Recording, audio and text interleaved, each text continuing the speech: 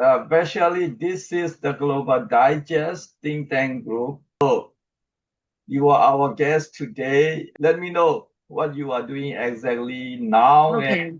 what is the festival and what is your background, please. Basically, Nalanda, as you must be knowing, it's the largest residential ancient university of the world. Okay. This is the place where people from across the world, specifically Asian countries, happen to come and study in 12th century. Okay, so then it was been destroyed by Mughals, Turkish, and invaders and all, and it became a ruin. So now we have been doing research and documentation, and our first documentary was on Nalanda Journey to Wisdom. And this documentary was on the revival of the ancient largest university. So, then we had decided that how we are going to take it further and how we are going to promote this university not only as a ruins but also how to revive it, how the same legacy we can bring back. So that is how the process had been. But at that time, Bihar was in during 2007. Bihar was yet evolving from the political setback, because this Nalanda is in the state of Bihar.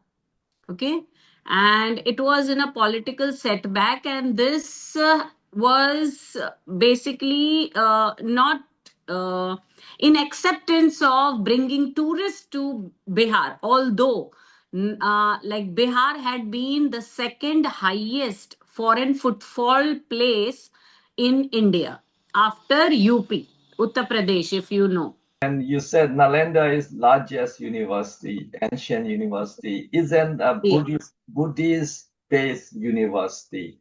Yeah, actually, there were different teachers who used to teach here. Okay, there were centuries wherein evolvement of various studies had been taken place. Even Buddhism was part of it.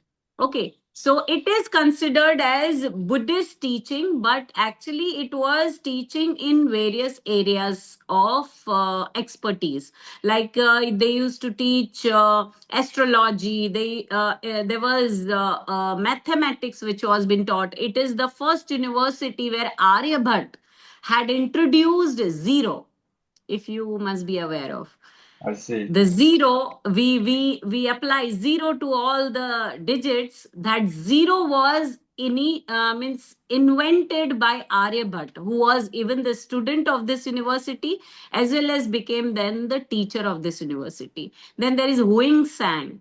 There was a Chinese traveler. Okay, so he is known as a traveler, but actually he was a student of Nalanda University, and later on he again came to pull out the tress of all the Nalanda places, means how the legacy had been. So that's why he's known as traveler. Uh, Now there are many aspects of Nalanda. Nothing to say. If you Google, you will come to know about the place and its history and the legacy. So we are basically now Bihar is ready to invite tourists, to accommodate them. Infrastructure is good. Earlier, there is a like in Bihar, Patna is a state. Bihar is the state in India where Patna is its capital city. Okay, so all the flights which comes, they come to Patna or they come to Bodh Gaya. Okay, so now the distance from Bodh Gaya and Patna is equal reaching out to Nalanda.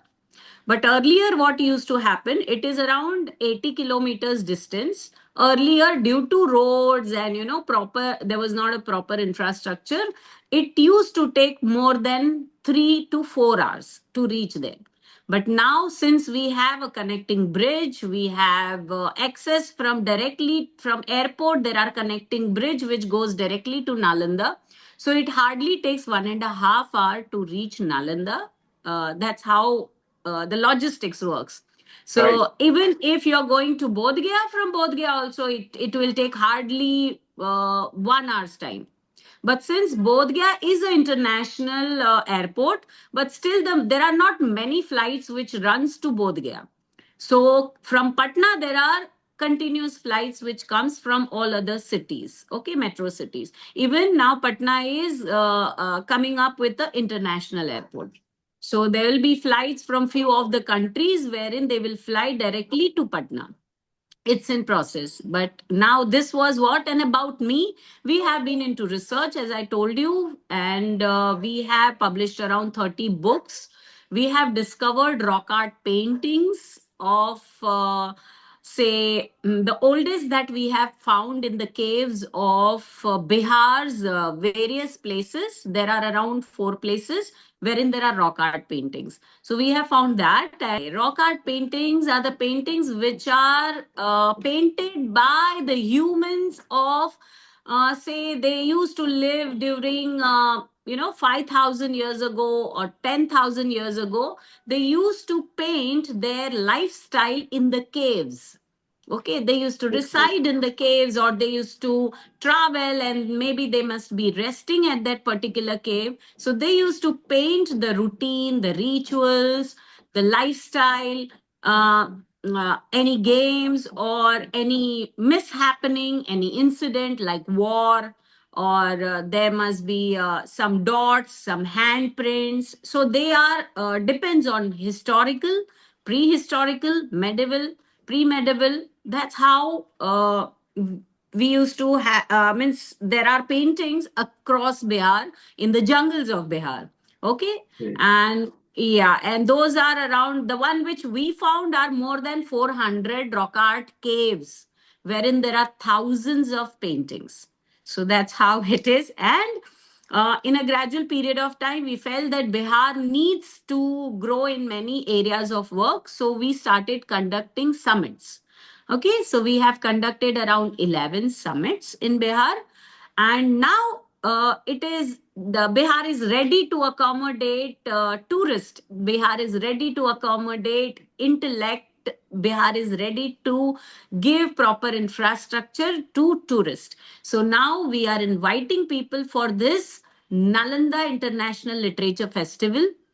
And in this festival, we are open for authors, thinkers, policymakers, researchers, and we'll be having a discourse. It won't be only a literary fest, but basically we are looking forward to uh, a festival where it becomes an experience for people, that when they come to us, they may go. We don't have to promote it. They will go and tell people that, okay, this place is a wow, and one should come here and also take the legacy of our ancient literature in this modern times, connecting AI, connecting innovation. I am based from Mumbai. I am born and brought up in Mumbai, but I came to Bihar, as I told you, in 2007 for shooting this documentary.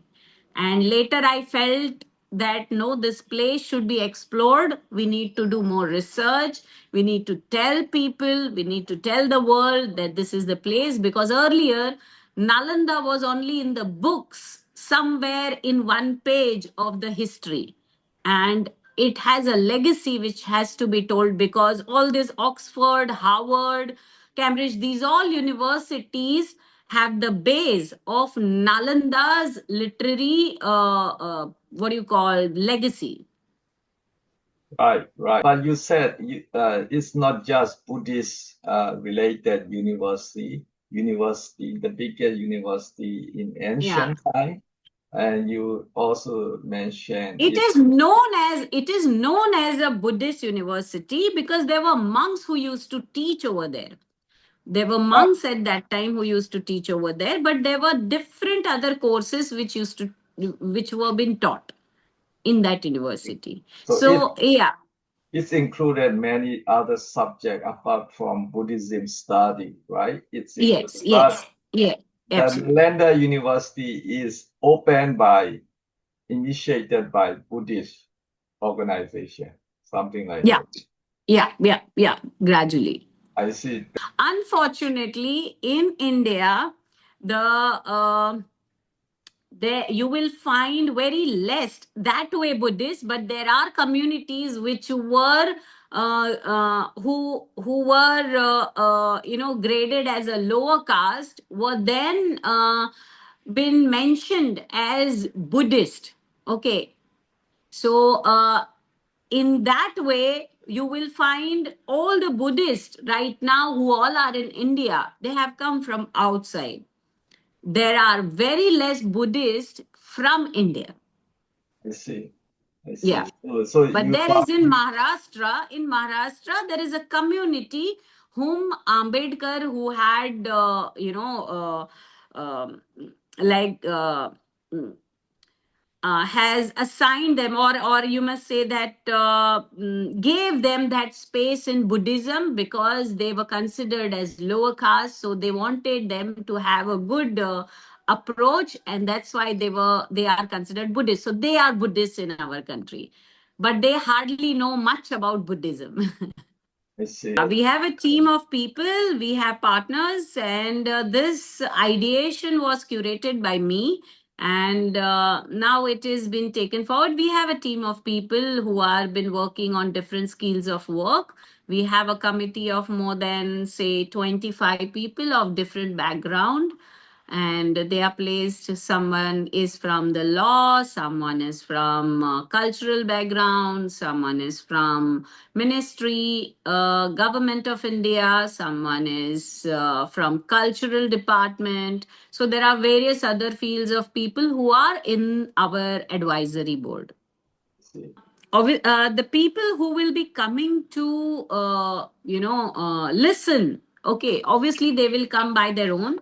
We will facilitate them with the possible accommodations that are there around the area, or even to the distance where Patna is. We will address them that these are the things you can buy them. Okay, one. Second is the guest who will be panel guest, okay, they will be our speakers. So those guests will be given accommodation, travel and stay. Travel and food. These all things will be given by us, provided we know that from where they are coming and how much we could, stretch ourselves. It depends. And yeah, we are also looking for people who could come from out of India as well. But like depends that who is the person, and we'll have to talk in the team that how much we could provide them as in facility. Yeah, accommodate for all the speakers who will come. We will be providing accommodation and stay, and food. But travel to for all, it won't be it will depend on guests. Like there are certain guests who come from Bihar itself, so they have their own accommodations. They come, we give them travel from Patna to, because there are two kinds of travel. One is the airfare that we do, okay, that somebody has to come from somewhere. Second is the commute from Patna to Nalanda, to and fro. So that is another thing. So that's how the thing is. I think many Buddhist community from abroad were interested mainly to go to Nalanda University and Yeah. It is basically known as enlightened place, Bodh Gaya. So Bodh Gaya is the place where all the Buddhists have to come, and Bodh Gaya is close to my heart because my first book was Buddha in Bihar. Okay, so Buddha in Bihar was a book which was narrated, and we had His Holiness Dalai Lama's forward in that book. We have blessings of His Holiness Dalai Lama, and that is how our first book happened. I see. He comes sometimes for Kal Chakra Puja. He is not based in Bihar. He is sometimes in Leh, sometimes in Dharamshala. There are different places where he goes. I know. Actually, if they have to come, they will have to come from the metro cities. Okay, there are international flights to Mumbai, Delhi. From there, they can come to Patna. Okay, there are flights which comes to Patna. And from there, actually, we are also going to provide people with buses which will come to and fro from Patna to Nalanda, like that way. So we will have buses running in the morning, hopefully in the post, like before, by afternoon, and then by evening they will come back. Yeah, that's how we are going to run these buses. I see. And last time I talked with one of a lawyer and historian related to India, and we talk about the Buddhist history. Now Nalanda is in Bihar. We have this Lumbini is in Nepal, okay, and as you already mentioned, and Buddha had traveled from Nepal via the route which is called West Champaran. Okay, that is a border of UP and Nepal. But at that, sorry, it is a border of Bihar and Nepal. And it has entered from that route, and he traveled all the way from West Champaran to East Champaran, from East Champaran to Vaishali. There is a place called Vaishali. My name is Vaishali, and that's why maybe fortunate that I am working on this project. Then he came to via there is a place called Patna, Rajgir. It was Patliputra then. Okay, then he came to that was the route that he had come, Rajgir, and then he went to Bodh Gaya. Okay, so there are traces of Buddha in even Rajgir, Vaishali. Vaishali is the place where Buddha's relics were found. The first relics of Buddha were found in Vaishali. Now it is in the Bihar Museum. And that's how Buddha had traveled to Bodh Gaya. Okay. And in Bodh Gaya, there was a tree, there was a banyan tree wherein he sat. There was various places. There is called Dungeshwari, wherein he came, and he was finding place for enlightenment. Okay, where how he could get that knowledge, how he could get that that divine knowledge that he is willing to seek. He went to many gurus, many people, many priests, but he was not satisfied. He was not getting answer to his queries. So he then went to Bodh Gaya, and Bodh Gaya, he said one place where he felt that no, I will fast, I will not eat anything, I will just do meditation. And in one cave, he started meditating without food, without anything, and slowly, gradually, his body started shrinking. Then he fainted. When he fainted, he realized that something is wrong. Then one girl, Sujata from the village, she fed him rice and milk. Okay, that we call kheer. So when she fed him, at that time he came in his consciousness, and that place is called Dungeshwari. That is in Gaya. And he felt that one should have medium path and not become extremist. You should not be to the highest extreme, you should not be to the lowest extreme. You should have a middle path, and that is why it is called Madhyam Marg. So he opted for the middle path. And that enlightenment he got from that incident. And later on, he again came to this place, Bodh Gaya. It is hardly at a distance, and he sat below that tree. He meditated. He came across many things that is been told. There is a big story to it, but there he felt enlightened. Something really divine happened with him. He realized many things. He came into that course of knowledge, and that's how that place, that Bodhi tree, is now been. The saplings of that Bodhi tree are everywhere, many places in the world. And this Bodhi tree is now been, the place of worship. And there is a shrine, Bodh Gaya, so in Bodh Gaya of Gautam Buddha.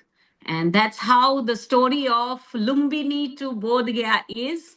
There is there is lot more in between, but we cannot say this in this less time. So ancient time, history of Buddha background is including Lumbini, Nepal, and Bihar. Also Because he used. was from royal family. He was from a royal family of Lumbini. And when he was small, when he was born, there was a priest who said that he will become a monk one day. So his father was very scared that my only prince will become a monk. That won't happen. So he gave him all the luxuries possible, and in spite of that, he even got him married. He had kids. He had two kids. And but still, one day he found a beggar. He found one guy in distress. So the three incidents which he saw while passing the road, he felt that there is a lot of grief in the world and I am not supposed to have this luxury. So he went finding the path wherein he to find the knowledge or to find the way out of that distress that people have, and how he can get that knowledge. So that's how the course of his Lumbini to Bodh Gaya happened. And he left everybody. He left his wife. He left his children. He left his luxury life, and he came out of that saying sorry to his wife and children that I am going away, and for to seek the peace of mind which I feel that people should have. So that's how his journey began. I mean, there are a lot of controversial story of. Yeah. You said he has two kids and a wife. So I don't know how can we show people evidence whether he has wife and children or he did not have wife and children. I mean, controversial story. Well, you can call it that way, but there are many traces because, see, it is not that because everything is not in paper written, okay, everywhere, but Right. it carries with the people who have been following him, okay, who had been his disciples. Okay, so they might know the stories, and that's how the stories have been narrated. So there are traces at many places. When people can find out the place where he meditated, when people can find out the place where he got enlightened, and now people are taking blessings from him, then how come it is not possible that people know that from where he came, right? Where he expired, where in Sarnath, okay, Sarnath, he spent his last days. So when people know that he spent his if there was something where people were not aware from where one person came, from where he went, and we have no clue, okay, is it a real story also that there was a person who meditated and got enlightened? How come this structure or the body that people are showing? Why this body is? He said, Gautam never said that. Gautam Buddha never said that you need to pray. Okay, you need to believe me. He always said Appo Dipa Bhava. Okay, means you be your own knowledge. Okay, you seek your own knowledge. Don't follow me. He never Yes, sir. said that you follow me. Okay, he said you seek your own knowledge. You are your own light. Okay, you have to find within. So that is what he preached. I see. And so he was there. He was there. People have witnessed him.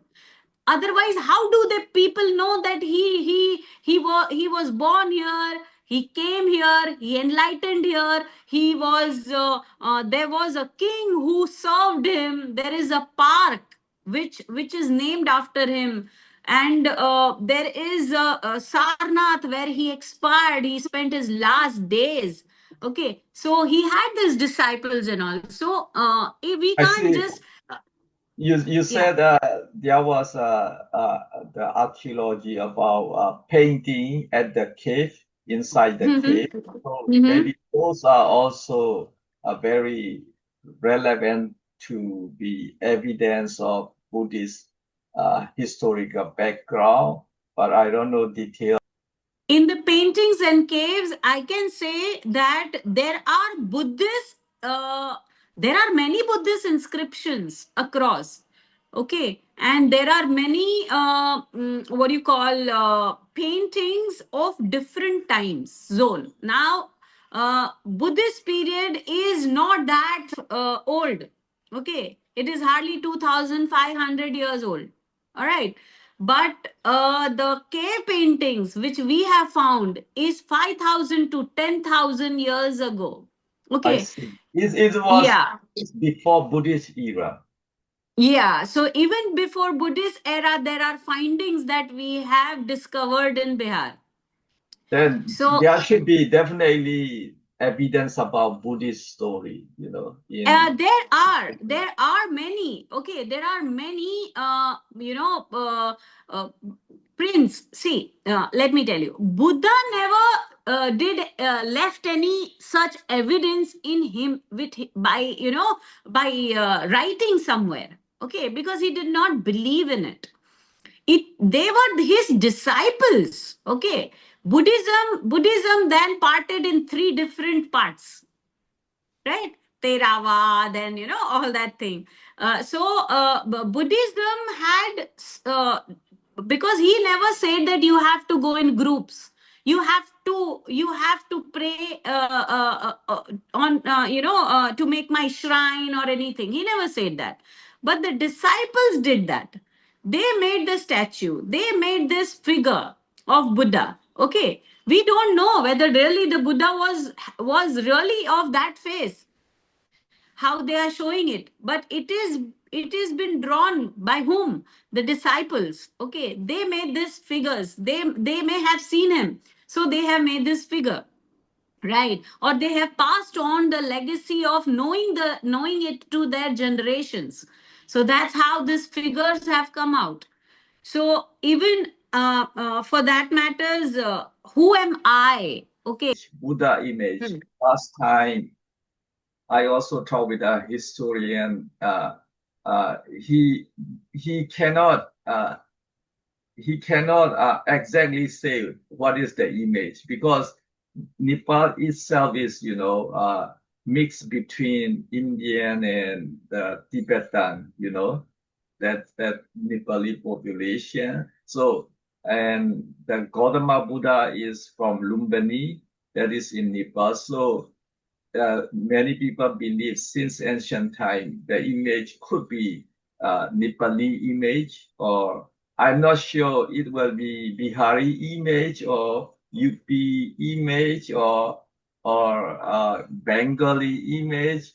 I don't know. How can you say the image of Buddha? Okay. As far as the tresses, see earlier Bengal, okay, Kolkata, I'll just say, uh, it was even Bihar. Um, these all were in the same provinces. Okay, it was not separate.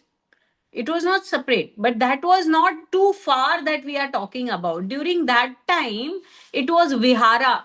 Okay, so it was not Biharensis. There are traces now. Then, after a period of time, it has, means when we had this. All the unions came together, all the different states came together, themselves an identity, a country in themselves. They all came together and made India, okay, as one country. Fine. So there were a lot of divisions in India as well, but then they came together. So now this history of Nepal and Bihar, okay, is not limited there. It is not limited to only Bihar. Even Buddha's traces are found in many different places, but even as I told you that he went and gave discourse in many places, but where you will find the traces of people's what do you call belief, I must say, I will say belief, that he expired, means his sermon was in Sarnath. Okay, last sermon. So obviously people must have seen him. That's why the last sermon was there. Now you are telling about having connection with Bengal. Bengal was nowhere far from Bihar. So obviously there definitely have to be, but there are not too many places wherein you could say that okay, this place or that place. But yes, there are various stresses in different parts of India as well, wherein you will find Buddhist representation. There is Buddhist representation because it was not Gautam Buddha who wrote anywhere anything. It is their disciples who mentioned things. Like even if you go to Mumbai, in Mumbai, there is a place called Ajanta Ellora. Okay, there is that. Those are the ancient structures, architects, and there you will find a complete Ajanta. Ajanta is completely Buddhist structure. Okay, completely Buddhist structure. And precursors to those caves, which are there, there are many. There are many. You will love it. And precursors to that is in Jehanabad, Barabar Caves. Okay, there is Barabar Caves in Bihar, in the place called Jahanabad. There is a city called Jahanabad. In that city of Jahanabad, you will find a city or town, you can say, there is a cave which is the architecture is before Ajanta. Okay, it was done. And there is Canary Caves in Mumbai. There is Canary Caves in Mumbai. Like in Maharashtra, what I'm talking about, Ajanta Ellora, is in Aurangabad.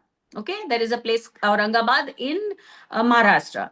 Then there is a place called Borivali. There are caves. There is a jungle of canary caves. These canary caves are also at the same time done during Ajanta. So you will find lot of stresses, but we cannot confirmly say that okay, yes, this place, unless there are stories behind that. Like I told you, sermon was in Sarnath. He got enlightenment in Gaya. He ate at Dungeshwari, where he got to know about Madhyam Marg, middle path. And there is lot many things to talk about Buddha. We cannot conclude it in even half an hour's or 1 hour's podcast as well.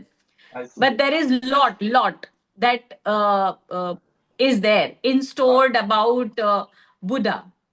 Right. I mean, you said the Bengali and West Bengal and Bihar are not separated in ancient time. They are one Yeah, together. yeah, And yeah.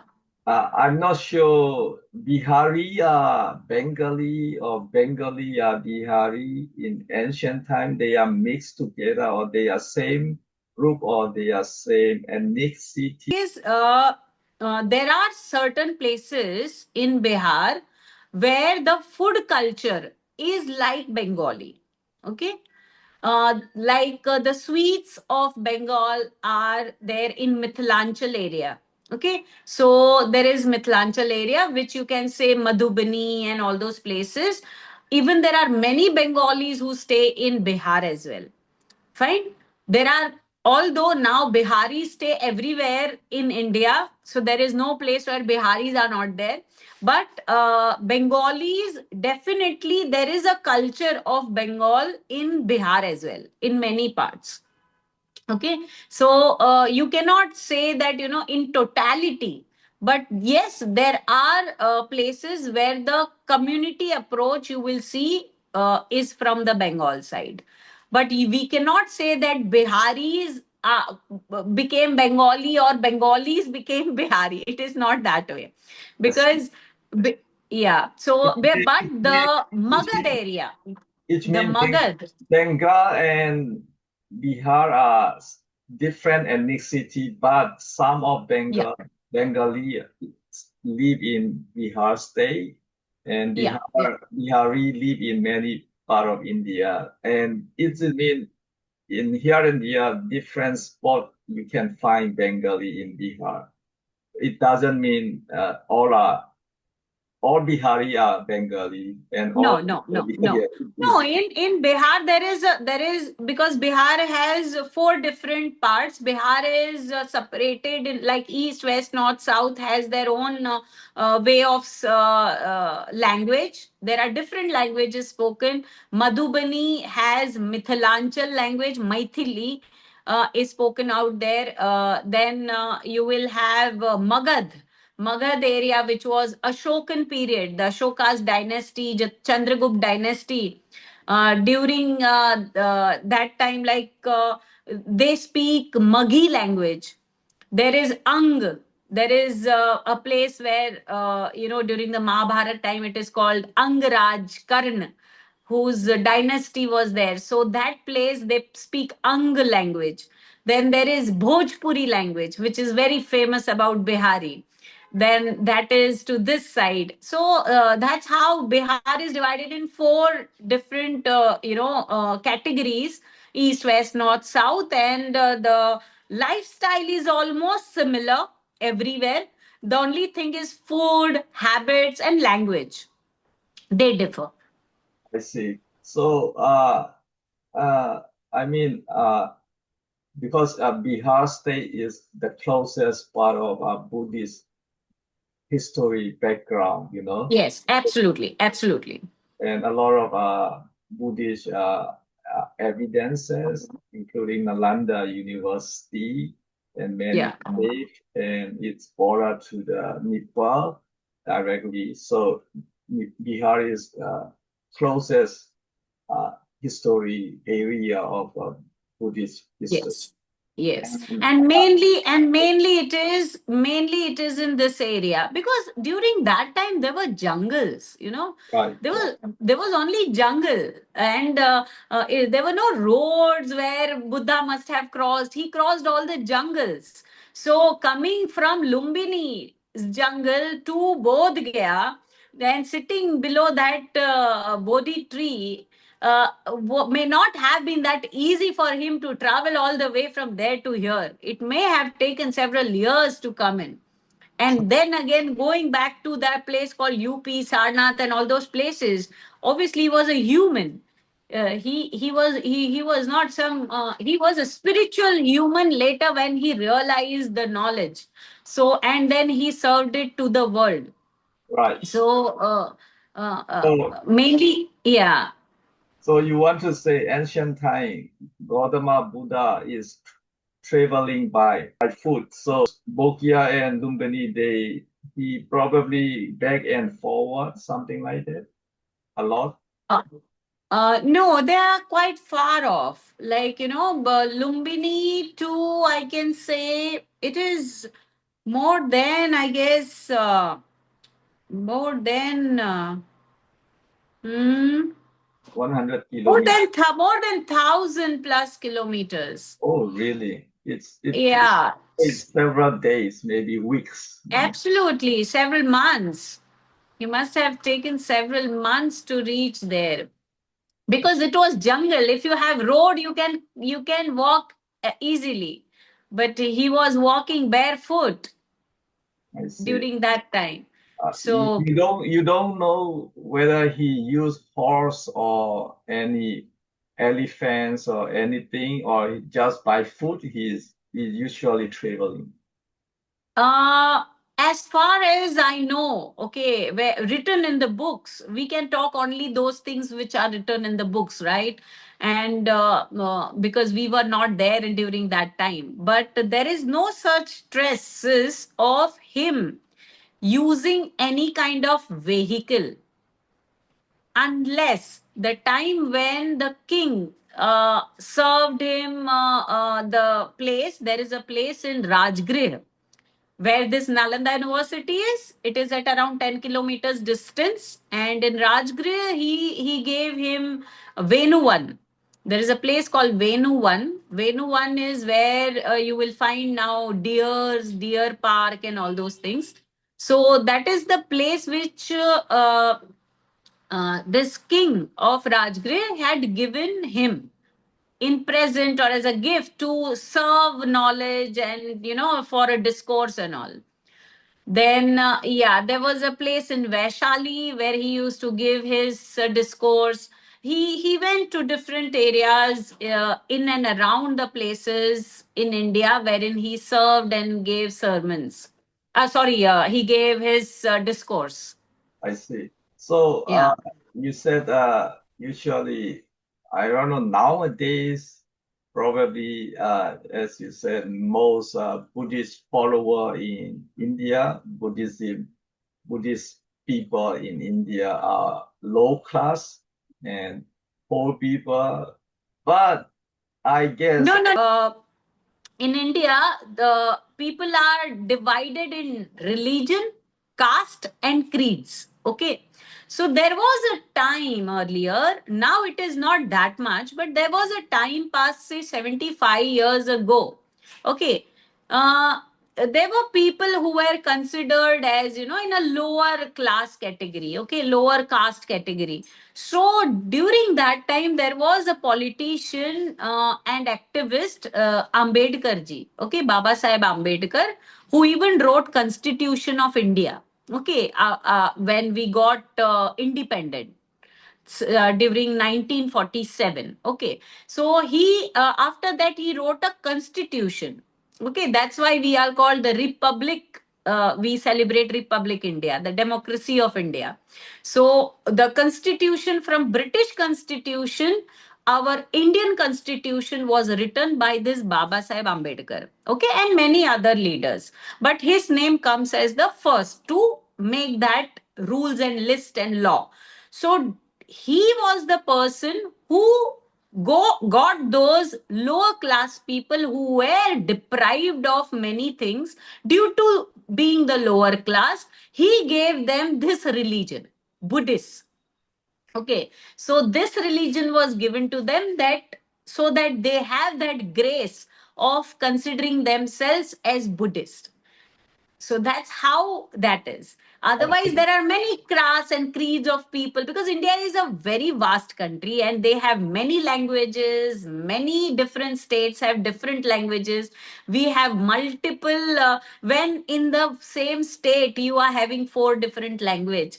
So imagine there are in all these states they will be having different languages as well. Yeah. so maybe yes, for you said 70 years, 80 years ago that was happened. But I mean ancient time, before Ashoka king or before Muslim kingdom, very ancient time during uh,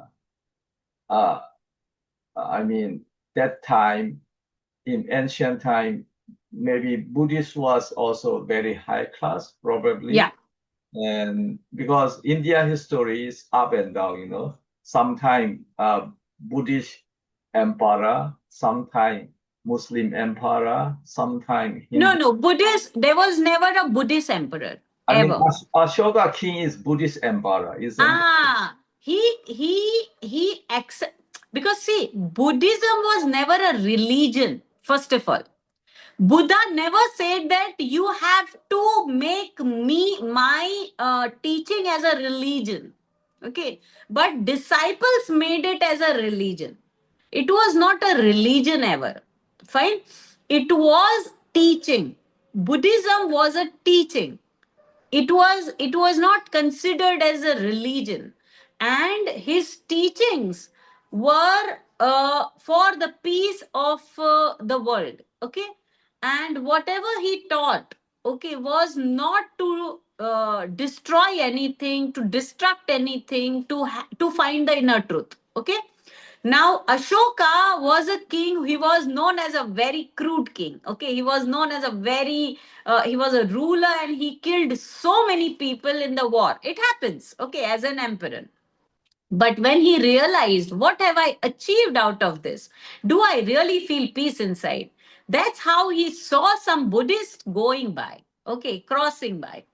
And he felt that these guys have more peace than what I have.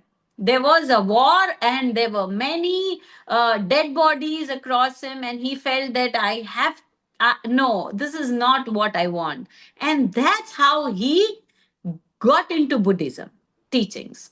I And then so then his both the kids, Ashoka's kids, they spread Buddhism. I see. So you want to say Ashoka was already emperor before he became a Buddhist. Yeah, he was an emperor. So at the time, Hindu emperor before he became. Yeah, yes. So he was Hindu religion, and he was emperor. Yeah, he was an emperor. War, I think Kalinga War, right? The famous war. Yes, in Kalinga War. Yeah. Kalinga War, he converted to Buddhist and he became Yes. a Buddhist. Yes. And then he Yes. spread Buddhist to the whole Indian continent and outside. Yeah. Yeah. His kids then, Ashoka's kids, had then went across the globe, mostly in the Asian countries, and they spread Buddhism, like the teachings, not religion. It is the disciples who have converted into religion, but it was teachings. Buddhism is a teaching. Yes. Buddhism is not any religion.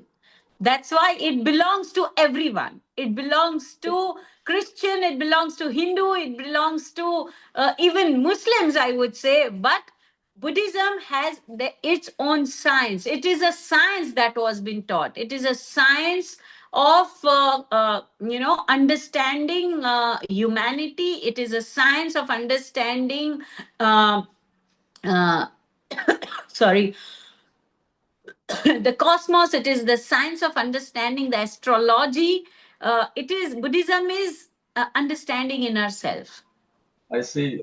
You want to say Buddhism is not a religion, but nowadays Buddhism is a religion. Yeah.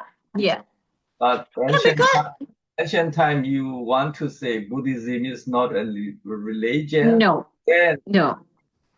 during Gautama Buddha and his disciple, if Buddhism is not a religion, after Buddha died and many Buddhism are spread and his teaching was spread out the whole world.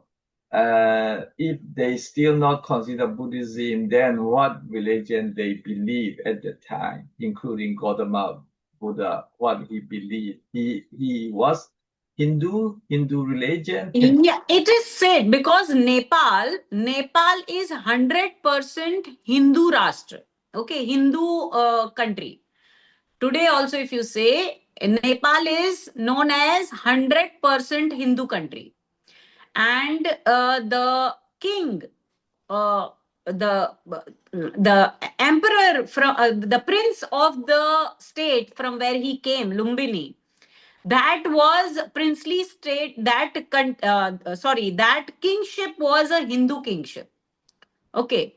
So when we consider he came from Lumbini, when we consider he came from this family, when we consider he was son of this person, when we consider he had this wife, he has this son. So when we consider him coming and been born in Lumbini, so he has to be Hindu, because before Gautam Buddha, there was no Buddhism. So you said Gautama Buddha himself is the believer of Hindu religion. No. Let's come to this. Gautam Buddha. Okay. Gautam. His name was Gautam. Okay. He was not Buddha. Okay. When he achieved enlightenment, at that time he became Buddha. Okay. So that's how it is Gautam Buddha. And Buddha is basically that's how people then, when his teachings were considered as Buddhist teaching, because it was served by Gautam Buddha. Okay, so that's how the teaching is Buddhism. So Buddhism is can never be a religion, but yes, people can own it. Okay, if for example I own it, that yeah, I am Buddhist. Okay, so owning it, and then what happens? How the human nature is? Human nature is like when there becomes one community. Community is always a power. It gives a power. We all may have not been in a particular religion category, but gradually when some power comes, we name it. Okay, so we need to name that power. We name the community. How the tribes are named. Okay, there are different tribes in this world. They have their own tribal title. So accordingly, this Buddhism had been spread through Gautam Buddha's disciple.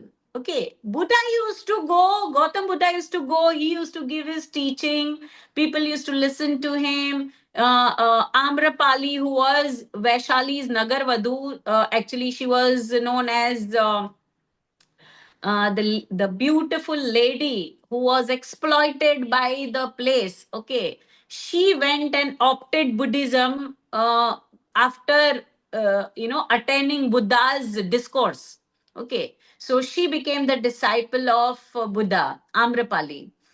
Okay. So this is how there are various other stories as well, but Buddhism is teaching which people opted, and then the disciples of Buddha, they divided into three parts. There is Tantravad. Okay, so His Holiness Dalai Lama believes in Tantra. Okay, so his belief is in Tantra. There is other also Buddhists who believe in other things. There are three different Buddhist categories because Theravada Buddhist, Maharana Buddhist. And, yeah. nowadays, Buddhism is one of international religion, one of a big religion, and many people accepted Buddhism as a religion. But Yeah, absolutely. The you want to reason is say that what you want this to say te- ancient time, yeah, that is Buddhism is not a religion, or you cannot say it isn't Buddhism is a branch of Hindu or somehow directly or indirectly related to Hindu religion, some kind of splinter of Hindu religion, or you totally want to keep saying Buddhism is not a religion. no. Let me come back to this. It is not about what I am saying. Okay, it is about how things happened. Okay, later what happened is people they started adapting Buddhism. Okay, so now when you adapt Buddhism, that means that teaching, you start believing yourself as Buddhist, and you make it, you consider that as your religion. So if they are believing that it is a religion, there is nothing bad in that. And yeah, I will say Gautam Buddha was a Hindu. Okay, then he he got enlightened, so he named it as it is called Bodhisattva. It is called the enlightenment is called Bodh. Okay, Gyan. So Gyan is called knowledge, and that's how he is known as Gautam Bodh. It is Bodh. Okay, it is not Budh. It is Bodh, and this is a Sanskrit language. Okay, Sanskrit language comes from where? That you will have to find out how Sanskrit comes. And in Tibet also, they use Sanskrit language, right? They have transformed, even in Tibet language you will find Sanskrit. There is the translations were are done, and they were the language of Buddhists came from Sanskrit. Their writing came from Sanskrit. So if you go to see, because I traveled Tibet and I saw them and I have spoken to them, so it comes from there. The books in Nalanda earlier, all the inscriptions that you will find, it was basically during that time there was even a Pali language. Okay, there was Brahmi language. Okay, so there are inscriptions in Pali language there. So these all, there is an interrelation of these all languages. But you will find Sanskrit in core. Sanskrit is in the core of all the languages. And the translations of all the books, there were few books which were translated uh, from Nalanda's library in Tibet language. And that was Sanskrit language, which was been translated then in Tibet language. I see. Yeah, so that's how what we know is this, that Sanskrit languages books were there in Nalanda. Okay, there were Pali language as well. Okay, but they were interrelating. They were interrelating. And there is lot of depth behind, talking about the language. I'm not expert of language, so I won't say that I should be talking on that subject, because that is not my expertise. My expertise is about exploring the place. I can talk a bit about it, but I cannot talk in the depth of it, because I'm not expert of that language. You are more expert on archaeology, location. Yeah, location hunting, discovering places. Canary Caves, you will find traces of, means Buddhist monk used to stay there. And there is a complete scientific system of architecture. And it is spread across uh, kilometers in the jungle where they used to stay. There are many statues, there are many habitat, there are tunnels, there are many things. You will find so many things, water bodies. So during Ashoka king, it was spread the Buddhism in Mumbai. Yeah. See, Ashoka empire was an empire to protect his own dynasty. Okay, and during that time, who all were the invaders? Okay, so there were many invaders who came to India to rule on India. There were even there were Mughals who came to India. There were Turkish who came, means there were different other people who came to India. So there were also war between the countries' kingship to acquire the land and all that stuff. So that's a different story altogether. But it was not that people fled from here to outside India during that time. It is about the war which used to happen, and the one who were invaders.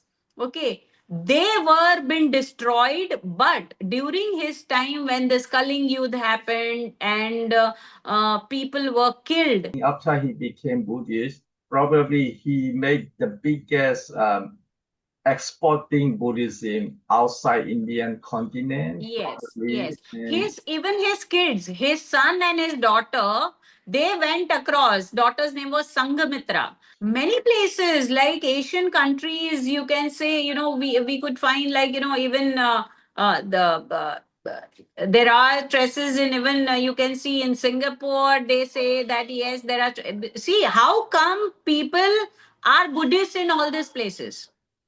How come people are Buddhists in all these places? Unless this Buddhist who got these teachings have not gone from here, how come they became Buddhists? Okay, Buddhism definitely was spread from India. That is for sure. That is the reason why all the Buddhists come to Bodh Gaya. Buddhism was spread before Ashoka. Okay. Now, how far it was been spread, it is unsure to talk about it. But yes, spreading across the countries globally was done by Ashoka and his kids. Okay, so they became the monks as well, and even they spread across the world. That is how the history speaks.